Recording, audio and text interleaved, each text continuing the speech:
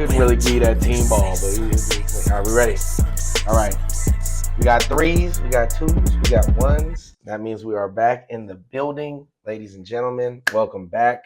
Another episode of the Say Something show. Yes, sir.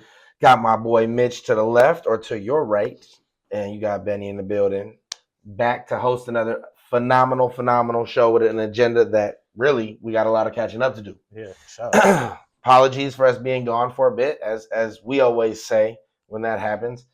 Life is lifing, so things happen. Some people get sick, some people go places, right? And so we're not always here, but we try to be as much as possible, and we're glad to be back. So if you have been around, you would know that we do have traditions here, and our main tradition is just how we kind of blend into the show on the daily, and that is with a check-in.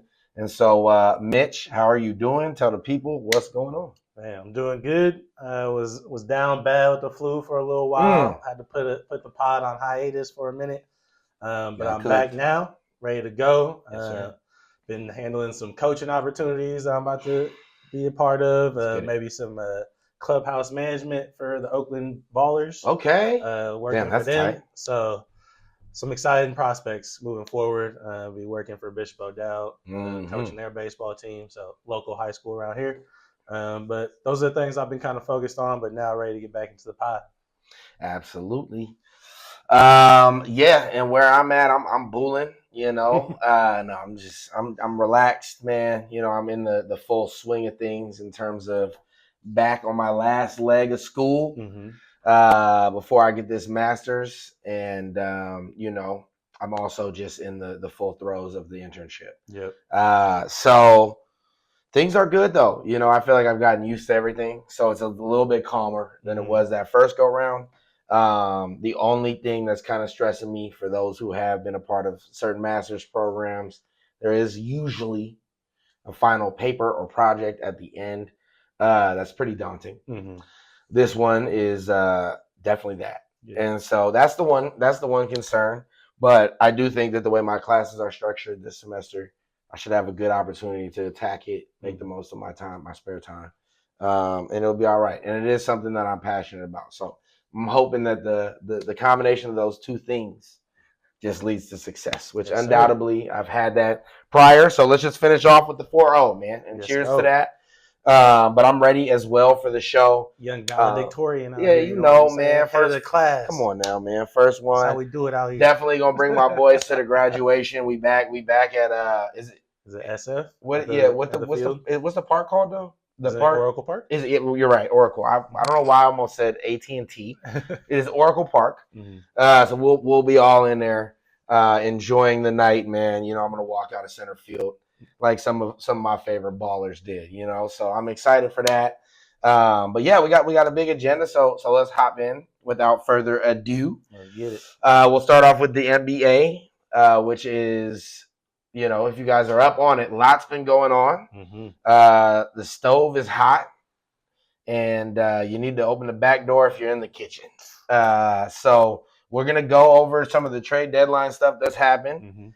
And we will also talk about our beloved Warriors and kind of where they stand.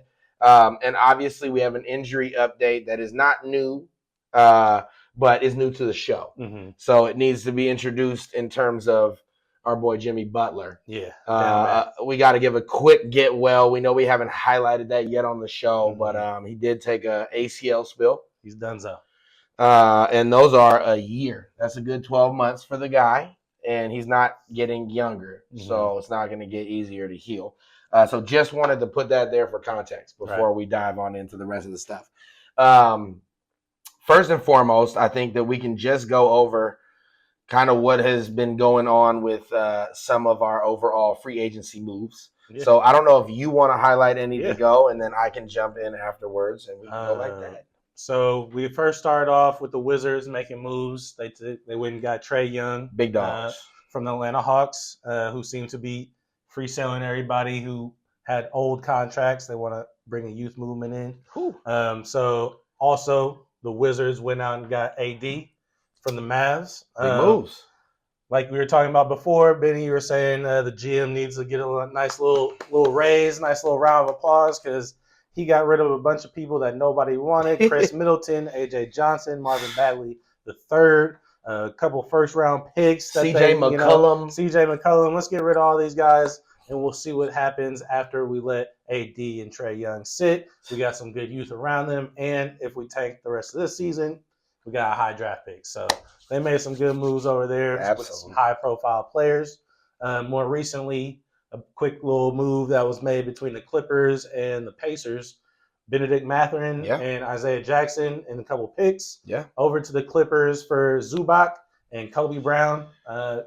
Kobe was just that extra addition in there, but the real prize for them was getting Zubac. I think that's going to be good for them. They really didn't have much of a front court out there, and they got a lot of guards, a lot of smaller dudes that they can work around now with a solid big man who can give you double-doubles and protect the rim. Other than that, we had a lot of the smaller moves. More notably, we can talk about our move for the Warriors. Yeah. Jonathan Kuminga and Buddy Hield are out over to Atlanta, and now we got Kristaps Porzingis over here in the Bay Area. Hopefully, this will be something that works out for us. Really, it all comes down to availability. We got a guy like Jimmy Butler, who's a superstar. He's down and out, getting another year older, about to be, 37, 38. Mm-hmm. Who knows how he comes back moving forward. Yep. And kind of the same thing goes for Kristaps Porzingis, because ever since he's been in the league and then got traded to traded from the Mavs to who was it? Well, he got traded to Washington at one point. He's been traded around and just hasn't been. Then he went to Boston. Boston too, just hasn't been available. There's been times where he's had stretches where he's been on the court and things have looked good, but if you can only do that 15, 20 games a season, not really that great of an asset for us. And then Atlanta is going to have a free runway for Kuminga to do whatever he wants over there. Absolutely. There's really no competition, and besides Jalen Johnson getting the ball a bunch, other guys are really spreading it around, and it'll open up the lanes for him. So it'll be nice for him to get a new fresh start that I'm pretty sure he wasn't expecting. Mm-hmm.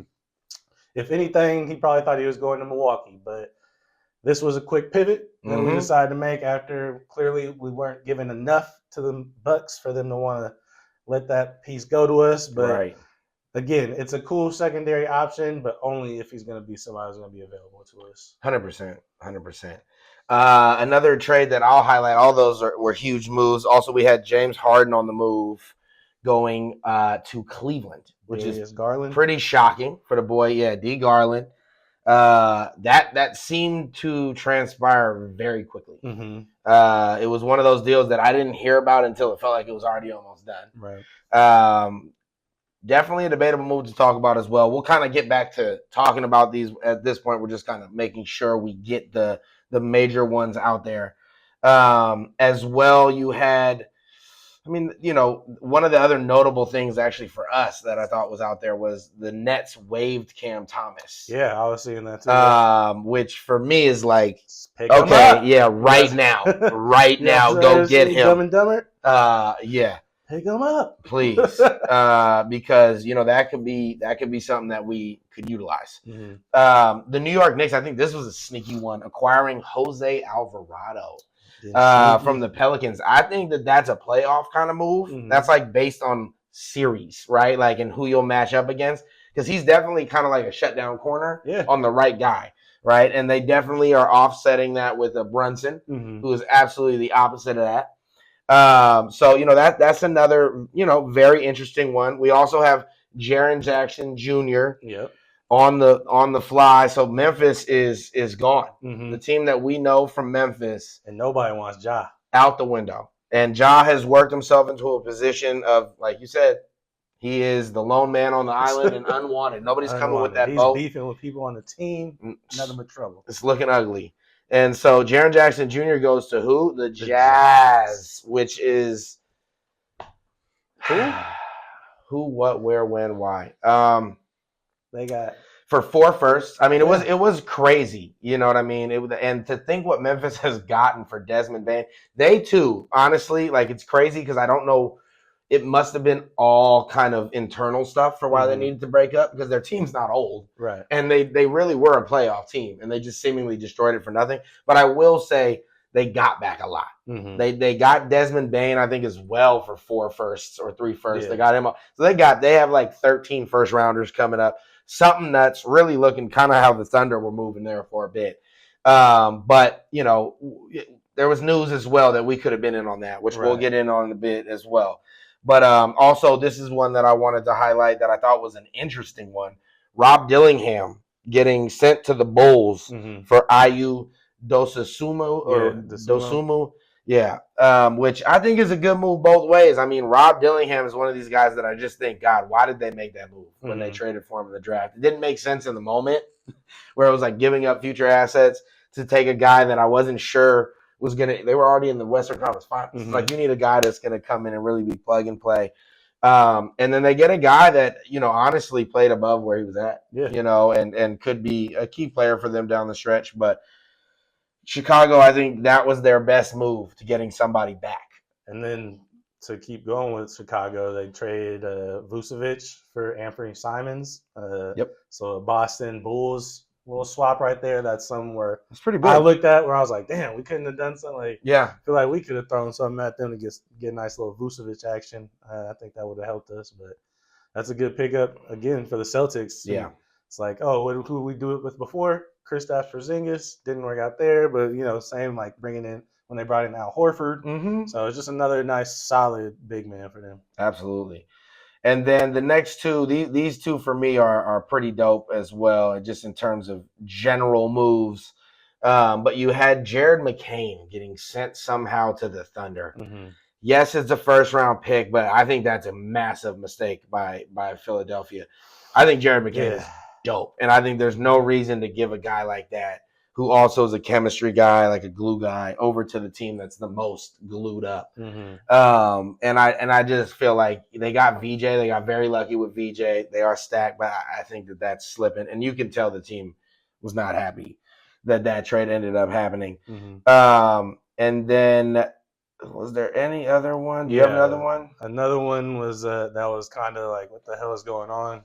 The Kings and the Cavs made a trade. DeAndre Hunter is now going to be on the Kings for Dennis Schröder and Keon Ellis. It's like I don't know what that does for either team. The Cavs had just traded for DeAndre Hunter, and he was a solid part of their lineup. So it's kind of interesting that they decided to go away from him. But I guess you bring in a guy like James Harden, and it's like we need somebody else to get out of the way so he has full reign. But I thought that was interesting. And then the Lakers getting Luke Kennard. I thought that was a pretty interesting one for Gabe Vincent. You know, I feel like that's a good trade. A second-round pick for sure. Last one that I'll highlight is Collin Sexton and Ousmane Dieng and some second-round picks getting moved from Mike Conley and Kobe White as the main point to Charlotte Hornets, which I actually think they kind of came up a little bit too with their moves. But that's another interesting trade where two pretty prolific scorers out the guard position. But I think Kobe White, to me, gets the edge in terms of like, you know, I think still has a little more to go, a little more for us to see. And then, you know, quick little shout out to our boy TJD, man. Sucks to see you go. Trayce Jackson-Davis out of there. Raptors.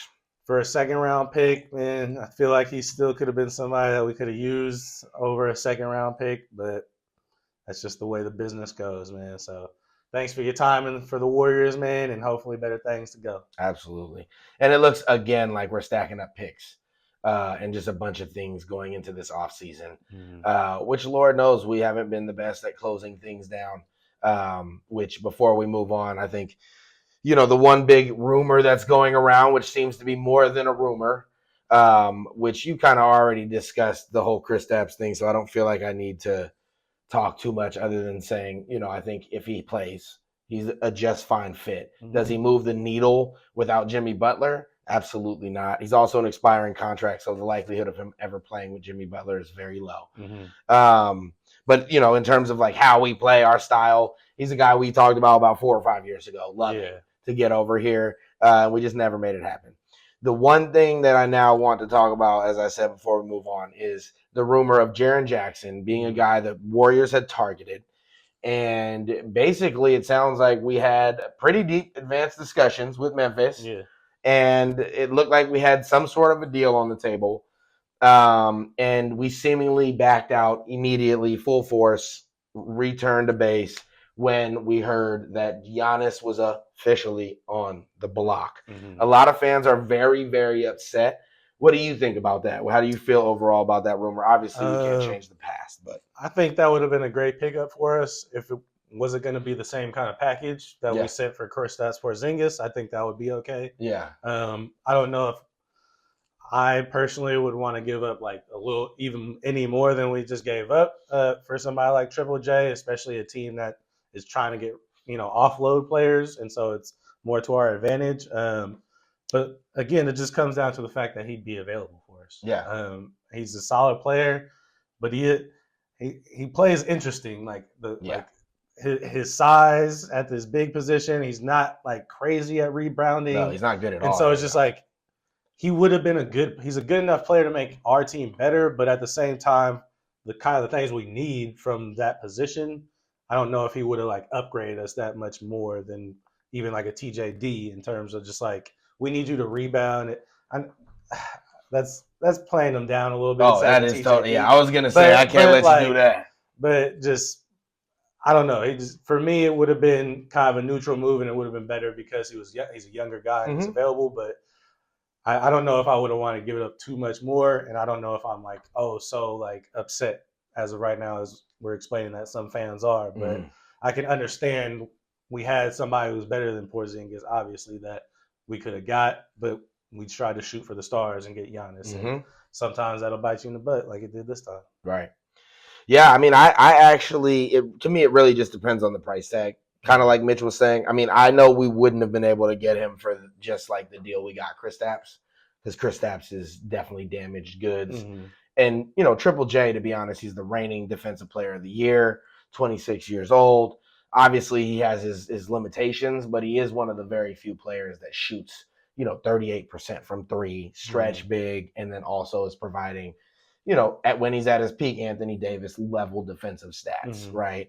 And in that context, I really do think if we had been able to get him for 2 firsts and you throw Kuminga in there along with whatever it was, Buddy Hield, I'm totally fine with that. Like, I would have been totally good with that because I actually think he does fit the roster. Would we still need rebounders? Yes. Would we still be needing to go get certain things done? Absolutely. But I do think that because of his 3-and-D potential, and because that defense is at a very high level in terms of what he's going to provide, I think we already have a pretty good system defensively. I do think it would have changed, and I do think if Jimmy was still I think that would have also made that trade a must-do. Like, if Jimmy was still in the picture, I think you add Triple J to what we got going, and maybe we even have to add in Al Horford or somebody like that for salary to get the deal done, right?